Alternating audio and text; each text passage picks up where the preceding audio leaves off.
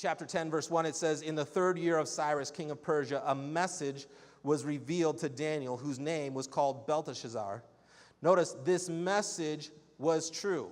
Well, what message is he referring to? There was a prophecy written by the prophet Jeremiah 70 to 80 years earlier that Jerusalem would be taken captive, exiled for about 70 years, and that God would bring them back. And so Daniel sees that this word was what? True. You know, it is so important for us to hear the message and the word of Jesus, the gospel. And we have to have it settled in our heart. That's true. That message is true. But notice what it says next. It says, but the appointed time was long. How many of you here can relate to that? Where there are things that you have heard. There's dreams that have been given. Hope. Callings, purposes for your life, ministries, right? Maybe family members coming to the Lord. There's all these things that the Lord has spoken to you over time, but yet it's still unfulfilled. And this is where Daniel's at this point. Daniel is at a place where he says, I know that God has said it, but I have no idea how this is going to work out. I have no idea how that's going to happen. But I know it's true. Amen? Come on.